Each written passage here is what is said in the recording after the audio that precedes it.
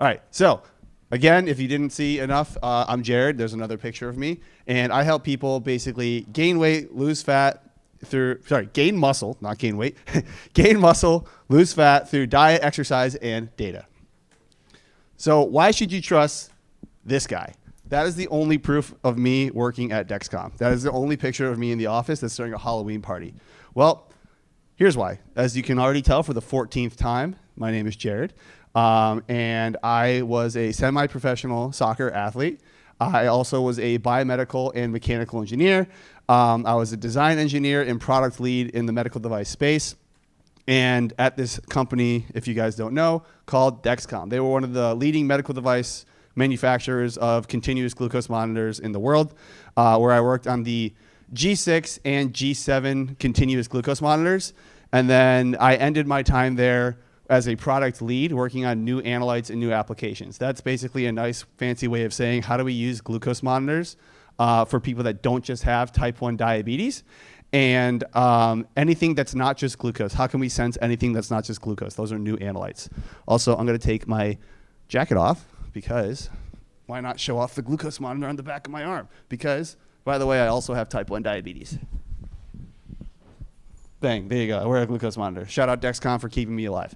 All right, so I'm going to start this with a question. What do all these people have in common? Spoiler, thank you. And what do all these people have in common? Michelle, if you know the other answer.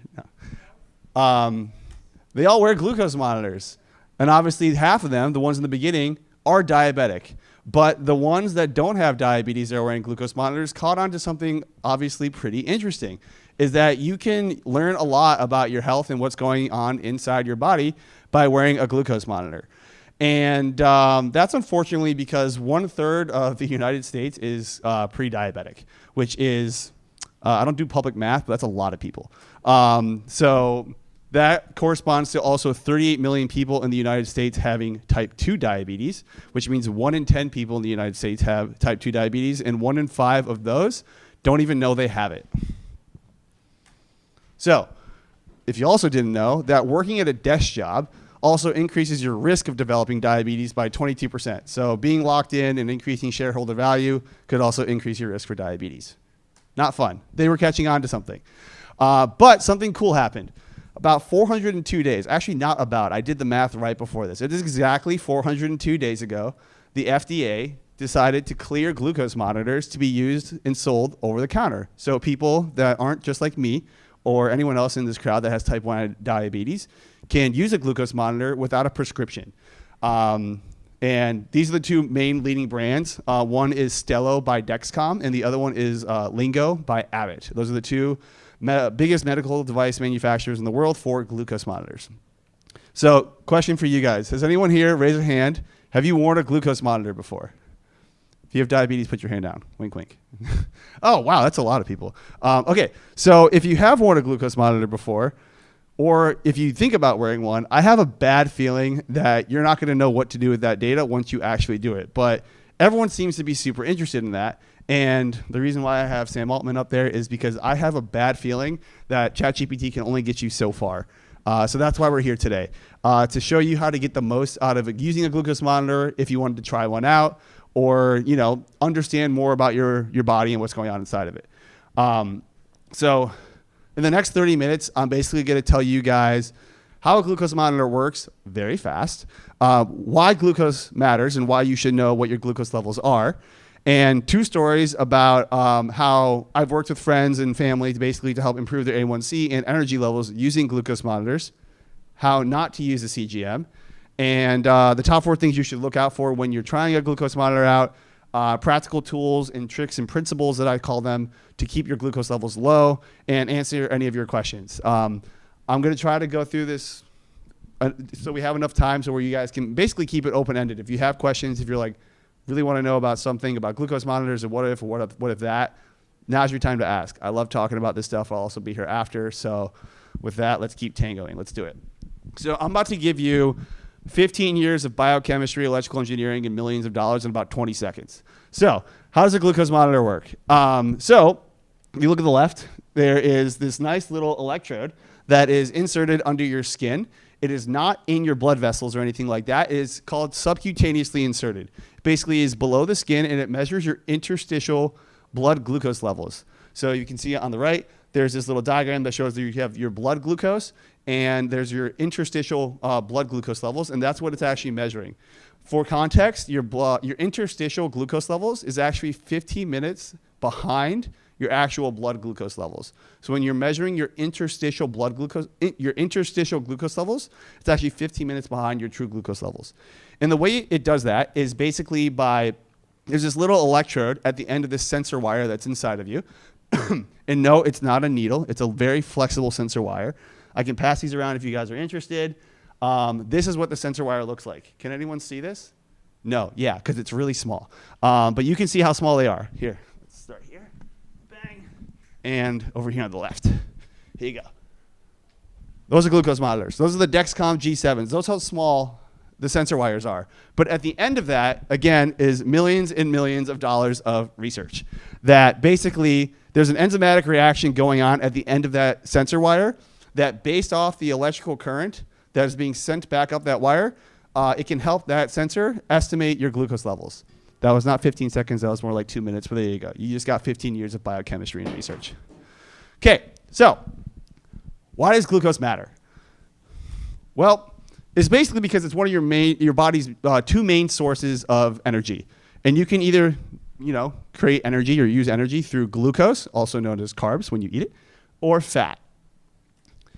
And if you know your body's glucose levels, then it really helps you understand what source of energy you're currently using. So here's just a glucose chart throughout the day of someone I've worked with. So if you know your glucose levels, you'll know which energy source you're using at that time. If your glucose levels are elevated, you're probably going to be using glucose for energy at that time. And if they're flat, you're probably going to be using fat instead. Okay, so what happens when there's actually glucose in your bloodstream? Well, your body calls up the pancreas and it goes, yo, we've got some elevated glucose in here. We need to bring it down. So the pancreas releases insulin into your bloodstream to actually use that glucose that is elevated in your body. And typically that is done by releasing insulin so the insulin can open up your cells so it can accept glucose for energy to be consumed. But what if you have leftovers? What if you don't need that energy right now?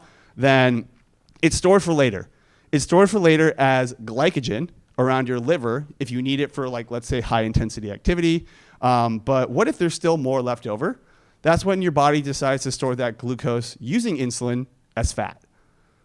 So why is that important? So the more glucose spikes and the bit more glucose swings you have, that can result in more fat storage, more energy swings throughout the day, and that can even result in cravings for sweets, more cravings for sweets. And the more glucose spikes you have, the more insulin you release, and the more insulin you'll need to do that same effect. It's the same concept as caffeine. I love coffee. I started off as a wee young lad, drinking about 1 cup a day. And then I became an adult, and I started loving coffee even more, and I could buy more coffee. And now I drink 3 cups a day to get the same amount. I'm like caffeine in human form now. So basically, you'll build up a resistance, and you'll need to have more of that, let's say caffeine or insulin, to have that same effectiveness of what you're trying to do, whether that's, jitter up and lock in at work, increase shareholder value, or, process glucose. But the more your glucose levels spike as well, the more that can lead to inflammation in your body. And then therefore increasing inflammation and also having more insulin resistance is what ultimately can accelerate or increase your risk of type 2 diabetes. Okay, so some things you should know before we dive into some stories. What exactly is a good glucose spike and a bad glucose spike? So if I take a step back real quick, obviously if I pricked my finger and blood came out, I measured it, that'd be like a point in time of my blood glucose value using like a blood glucose meter. And then obviously now we have continuous glucose monitors, which give you a continuous measurement in time of your glucose values, potentially every 5 minutes, every 1 minute, depending on the product. So now we have more information on the continuous trends of your glucose values and your glucose curves. And then people put these on and they're like, okay, so what's a good spike? What's a bad spike? What's going on here? And if I were to oversimplify, I'm trying to oversimplify this as much as possible to help you guys understand how to get the most out of these things. A good glucose spike generally is considered anything that changes from when you eat and goes up no more than 35 points or 35 milligrams per deciliter. I'm going to use that interchangeably, plus 35 or plus 35 milligrams per deciliter. Or if that spike stays below 140 milligrams per deciliter. What's bad? Obviously the opposite. If that spike goes above plus 35 milligrams per deciliter, that's a really big glucose spike and can result in all those things we just talked about earlier. Or if that glucose spike exceeds 140 milligrams per deciliter, that's what you want to look out for. That's what you want to watch out for. So you want to keep those spikes below 2 times per day. So a bad day would basically be if your glucose spikes more than 35 milligrams per deciliter, more than twice a day. And if your glucose peaks when you eat something, let's say you had lunch and it goes over 140 and then it comes back down, that's one time. And you have it over breakfast, maybe over dinner, and that does it again and again. That's more than 3 times a day. You want to avoid that. So you don't want your glucose to peak over 140 more than 3 times per day. Cool. So we talked about obviously just continuous values. But historically, the way that people have like measured your general average glucose values is through this thing called a hemoglobin A1C test. And that's historically been used. There we go. I had a burp coming. That's historically been used to measure your average glucose over the past 3 months. And that's basically a measurement of how much glucose is like stuck to your hemoglobin when it's measured. And that's measured as a percentage. So typically when people say their A1C, they're talking about their hemoglobin A1C. And that's how, again, you have basically understood whether or not someone is considered normal or not pre-diabetic, or they have a risk of, or they're at the range of diabetes. And then the last and most important thing from my perspective is time and range. Time and range is really straightforward. It's easier just communicated with a picture, which is basically the time you spent, the percent of time you spend in range, or the recommended range, which generally for healthy individuals that don't have type 1 diabetes is 70 to 140 milligrams per deciliter. And here's just a nice curve that does not show 100% time and range. It is recommended, though, that for a healthy or metabolically healthy individual, that you keep your time and range above 90%. That is considered metabolically healthy. Cool. This chart might be a little confusing, but I'm trying to tie together why it's so important of like having, let's say, time and range versus A1C. And basically, all of these 3 graphs have the same average glucose values of 154 and an average of A1C of 7.4. But you see how those glucose trends are so different, right? One's obviously way bigger than the other on the right. That is basically me saying that time and range is just as important or maybe even more important because it shows you how controlled your glucose levels are. And that's, again, what you get from glucose monitors. Glucose monitors give you real-time feedback loops of what's happening with your glucose levels instead of averages over a time or just a single point value. So that's the power of these things. They tell you a lot and they unfold a lot of like what's going on in your body that you wouldn't normally get to see with just like, sticking your finger and measuring your blood. So I'm going to tell you guys a little story. This is my dad. If you couldn't tell by the look-alike, should I smile and look like that too? We look the same? Okay, so my dad's 65 years old. He's a VP at a national bank, and he considered himself eating healthy. And guess what? His son works at Dexcom. It inspired him to try a glucose monitor on. And as this, I'm an engineer, and as an engineer who's like a little nerdy and loves data, you bet you know where I got that from. My dad. My dad loves data. So he just did not stop wearing a glucose monitor. So I got to look at his glucose data. And I said, hey, Dad, what have you learned so far from wearing a glucose monitor? He's like, well, beer spikes my glucose. So I stopped drinking that. And I was like, great. What's your A1C? And he goes, 6.2. I'm like, what the fuck? Your A1C 6.2? Sorry for swearing. I have a potty mouth. My A1C 6.3, and I can't make insulin. So I'm like, we gotta see what's going on here. We have some work to do. And it turns out we did have some work to do. That was his glucose after dinner. Lunch. Sorry, that was 2 o'clock. That was his glucose after lunch. And I said, okay, we need to take a deeper look and see what's going on when you're eating food, because that's a really big glucose spike based off everything we just talked about. But it makes sense based off his A1Cs being a little higher on the average side. His average his A1C is high, and therefore his average glucose is high. There we go. Couldn't get that word out. So I was like, we need to dig in and see what's going on. What's causing these big glucose spikes? So what he's eating was actually not that healthy. And healthy is, again, it's very important to contextualize. It's relative for every single person. And that's why, again, glucose monitors are super powerful. You get to see what's going on in your body. Someone might eat a sweet potato, and that might spike the hell out of their glucose levels. Spoiler alert, that's going to be someone later, where it might not for another person. And that's why it's so important to understand how your body reacts to certain foods, behaviors, and activities to see what happens inside of you, because you want to understand your body. But for my dad, a banana and chili was not really good for him in spiking his glucose levels a lot. And the Trader Joe's apple blossoms, which is basically a little folded up apple pie, he used to feed me that. That shit fucked me up too. It was not good for my blood sugar. Anyways, and then more things like the V8 keto wrap. I'll explain why in a second, but V8 is actually not that good for you. Sorry, guys. Sorry, big V8. And then the Trader Joe's pea soup. All things that cause glucose spikes. So what do you do when you see something like this? You're like, okay, my glucose is going up. Now what? So you try to connect the dots. You connect the dots with how you're feeling, what spiked you, and try to figure out why. So I'm going to try to do that with you guys right now. So let's start with the V8. Why would V8 in a keto wrap? I mean, I know you guys can read ahead, but I'm going to read it out loud. Why would it spike your glucose? Because V8 is really not really fiber. It's basically blended up vegetables with some added sugar. So it's really fast and easy to digest. And that's going to spike your glucose levels like it did for my dad. And again, as you can probably tell, my dad's a little different than probably most of us. He's in that pre-diabetic range where he probably has lower insulin sensitivity, and therefore things that are like, not high in fiber and have some added sugar that might not be as high for someone like us, spiked his glucose a lot. So what could he do instead? I said, hey, Dad, you should probably, why are you drinking V8 in the first place? Understand the why. And he's like, well, it's good for you. It's vegetables, right? You like V8. And I was like, I used to like V8 until I realized what it did to my blood sugar. And I said, so you're doing it to get vegetables. All right, let's change this up.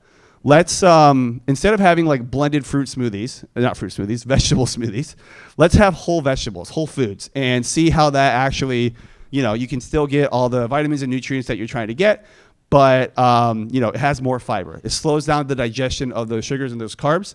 And it ended up that glucose spike, that like basically the same equivalent of what he would eat with getting from V8. He did it with just vegetables, and the glucose spike was 70% lower. Awesome. That's not magic. That's just called nutrition. And then banana. He had a banana on an empty stomach. And when you have carbs on an empty stomach, it's basically going to spike your glucose as well because it's digested very fast. So I said, Dad, all right, let's try something different. Let's have a banana after like a fiber-dense meal or just a large meal and see what happens when you have it after something instead of having it on a empty stomach. And his glucose spike from adding that banana in was 30% lower than it was if he were to have it on an empty stomach. And then the apple blossoms. This one was fun. Why is that going to spike your glucose? Well, so he likes to have that for dessert. Again, everything is contextual. So it's really, again, important to understand when you're eating things, what time, how close you are eating it to other food. But for him, he was having it on an empty stomach late at night. That was like his dessert.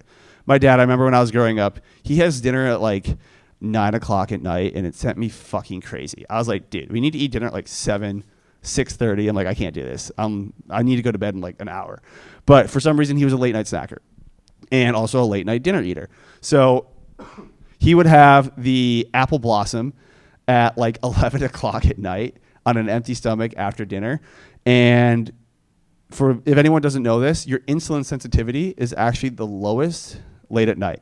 So basically, he's going to have the hardest time digesting that from an insulin and glucose perspective, processing it, not digesting it, processing it late at night. And it's going to have a higher glucose spike because it's not going to be processed as efficiently.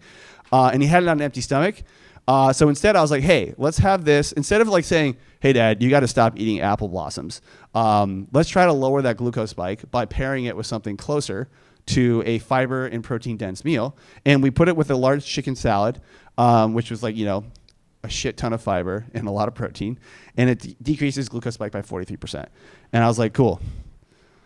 In 2 weeks, we were able to lower his average glucose using the glucose monitors. Tracking this all using the glucose monitors, basically across the board. And GMI, for context, is like a Dexcom specific metric, which is a estimate of their average A1C using the glucose data. So it's a little different than A1C, but it's very similar. So basically here we were able to lower his A1C by an estimated 0.2%, which is a lot in just 2 weeks of just figuring out how we can tweak his diet. No activity, no nothing, going for some walks after dinner. That was about it. Nothing crazy we had to change. And then let me introduce you to another friend who's also here today. Everyone start looking around. Where is he? Hey, Alec, what's up? Love you. This is Alec DeWitz. Alec DeWitz is a track athlete, programmer, as you can tell by this amazing meme I found on the internet, and has a relatively good diet. And he wanted to say what happens when he eats certain foods. He likes to experiment, likes to try certain things out, and he tried a glucose monitor on to get a better idea of what's going on in his body and how he reacts to certain foods. So we did the same thing I did with my dad. We said, let's see what happens when you eat certain foods, and we basically broke it down to 2 ways. We said, what is what I call like a good anchor meal? What's something really good that you have that doesn't spike your glucose, but you would want to stick with? We don't want to just come in here and be like, bad, gotta go. Like that's not the point of this. Again, it's to understand how your body reacts to certain things and start running experiments to see what you can either substitute or switch out, but it doesn't mean you have to completely cut something out of your diet. You need to understand how to connect the dots and how you feel. So something that worked great, we love RT rotisserie, so does Alec. He had a chicken, lettuce, and rice bowl with obviously it has a lot of fiber in there, protein, and it barely did anything to his glucose levels, which was awesome to see. Some more. Interestingly, remember how I said a banana spiked my dad's glucose levels and he had it as a whole banana? He made a protein shake with banana, collagen, and 50 grams of protein, which is a lot. Barely spiked his glucose. So that was what I call like an anchor meal as well. And then we started to have some fun. I was like, "Ooh, what's going on here?" Alec liked sweet green for a little bit because he couldn't cook at home. And he got this caramelized steak and sweet potato bowl. And yeah, it did some fun stuff to his blood sugar. I caught on pretty fast. And we'll talk more about that as to why. But yeah. And then, whoops, you guys don't need to see my to-do list or my dashboard there. Yeah, after Equinox, he went to, Earth Bar? Yeah, Earth Bar. And I think it was called like the Rockstar energy drink. The Rockstar smoothie. It was not an energy drink. And yeah, that sent him for a roller coaster too. Spiked his glucose a lot, really fast, and it came crashing back down. Something to know, this is a little anecdotal, but there's a lot of nuances when it comes to glucose and glucose curves, and here's a really good example. What's great about this is it's hard to say Alec with an apostrophe S without saying Alex, but he's used to that. I do that in text message by accident too many times. Anyways, Alec's glucose levels came back down really fast. That's great. That shows that his insulin works, like his pancreas works. He has good insulin sensitivity, and it came down to the baseline level really quick, within 2 hours. That's considered healthy, which is great. But what we can see here is that his glucose, again, spiked a shit ton. And that can have effects on how you feel. And when you're able to connect the dots between how you feel and how your glucose spikes and how your glucose tracks, that's when you start to be able to like see the magic happen. And even though he did a workout class, he was feeling great, he was still feeling pretty lethargic after the smoothie and tired because his glucose spiked so much and came crashing back down. So it's great that he was able to pull it back down. He has a working pancreas. His insulin sensitivity is pretty good. But when you have spikes that high and that intense for so long, so fast, and it comes crashing back down, that's when you start to feel these it's called like effects of like hypoglycemia or like low blood sugar, which is what happened there. He felt like a crash and he came back down. And then he said, "It's Sunday. Let's fuck around and find out. Let's have a Rice Krispie treat on an empty stomach." And I remember asking Alec after the fact, I was like, "Dude, what did you have there?" And I looked, and it was, again, this purple Rice Krispie treat. And I was like, "How'd you feel after?" And he goes, "Terrible." But he wanted to see what happens. Now that he's like, I have this glucose monitor on, I wanted to run some experiments. And he got to see what happens when he has a Rice Krispie treat on an empty stomach. He's like, "I even went for a walk after, and this still happened." And you can also kind of see, can you guys see my mouse over here? Yeah. See how like he started here, but he ended lower than where he started? Shoot. Okay. That basically is an indication of something that's another example of like kind of like reactive hypoglycemia, where he would also feel a little like jittery, anxious, because his pancreas is releasing a lot of insulin to make up for this big glucose spike. So it accidentally pulls him back down more than where he started. So again, here's just another example of like connecting the dots and how can we learn how to like lower the glucose spikes. So with the steak bowl, we were able to figure out that it was actually the sweet potato, not like it was actually called a caramelized steak bowl. And I was like, oh, was it just like the sugar on the steak? But no, I saw based off him doing it again and having other meals, we were able to pinpoint it on the sweet potatoes. So instead we were like, hey, let's try something different. Let's swap those sweet potatoes out for like a low glycemic index carbohydrate source. Again, carbs are not the enemy. We just want to understand what spikes our glucose. And we were able to swap that out with quinoa, and it lowered his glucose spike by like 70%, which is awesome. And then the Rice Krispie treat. Why did it spike his glucose? Well, because he had a high carb meal on an empty stomach. And what he could have done differently was go for a walk after or not have it on an empty stomach. But instead he's just like, I'm just not going to eat that again. It was just a fun experiment. I don't want to feel like crap. So with the Earth Bar smoothie, we were like, okay, what happened here? Why did his glucose spike from that? And it was basically because he had, high carb additives in this smoothie. So there were bananas, there were dates, there was like coconut juice in there. And basically all that combined. And then when you break down all the fibers from the fruits, it's digested extremely quickly. So that's why his glucose spiked super, super fast. And instead we're like, hey, let's stick with those smoothies, like the ones we saw earlier, that don't spike your glucose levels, and use that as a source of energy to satiate you in the morning instead of getting these Earth Bar smoothies. And when he stopped doing that, he's like, yeah, I actually have higher energy levels. And obviously that's because of lower glucose spikes. So then with Alec, it was a little easier to understand like what worked. With my dad, unfortunately, a lot of things just spiked his glucose, so I had a lot more work to do to figure out what was going on. But we were able to say, okay, there are some foods and some meals that didn't spike his glucose levels, and we were able to say like, hey, look, this is something great. Let's stick with this because this is like not only good, it gives you carbs, gives you energy, gives you your protein, gives you your fats, but it doesn't spike your glucose as much as well. So like one example is again carrots, blackberries, and peanut butter. Love those. And that's because they have low glycemic index and it was low carb, not no carb. It was low carb. And then the RT rotisserie chicken bowl, again, had high protein, high fiber content. So it really blunted the glucose spike because it slowed down the digestion of the carbohydrates in that meal. And then an easy one for obvious reasons was the beef, avocado, and kimchi. It was because, it doesn't really have a lot of carbs in there in the first place. So that was also why it's a good like anchor meal is what I call it.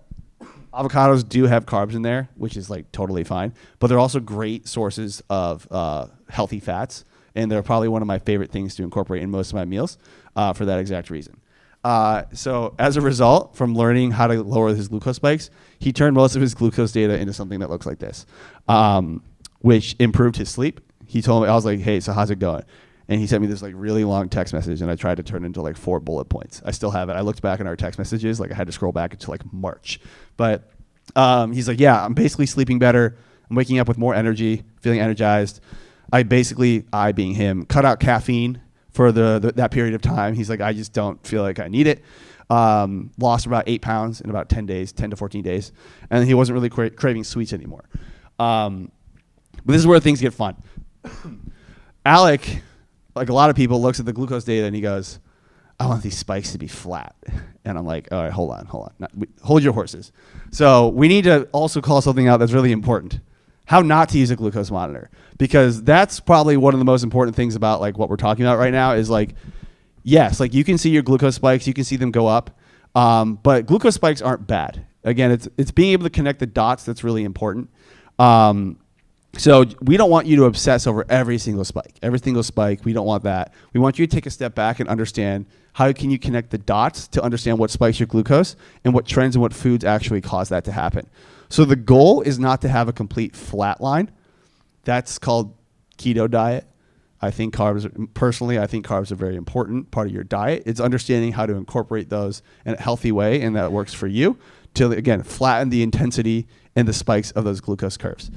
So as I always say, carbs are not the enemy. If you see your glucose spike go up, it's not because, if you see your glucose levels go up and spike, it's not because you have diabetes. It's because you had a pastry from Art's Cult or you had a donut. So yeah, keep those things in mind. The goal is not a flat line of glucose data. It's to maximize your time in range and minimize the number of glucose spikes and how intense those actually are. So, oh yeah, this is the one I forgot to fill in that middle chart. You can see it, missing a picture. But anyways, the 4 things, if you were to try a glucose monitor out like today, what 4 things would I recommend you like look for and look at? Are basically, you want to check out your time in range. You want to make sure your time in range is in a healthy range, over 90%. You want to keep your glucose peaks below 140. Ideally less than, you want those peaks to not exceed 140 more than 3 times a day. And you want to keep those spikes that are changing up to 35 milligrams per deciliter under 2 times per day. And then you want to keep that variability or the standard deviation of your glucose values relatively low. That basically just is a nicer way of saying you don't want it to go like this, like a ton. So please go to the next slide. If you guys are going to walk away with anything of how to keep your glucose levels down, I basically tried to refine it into 8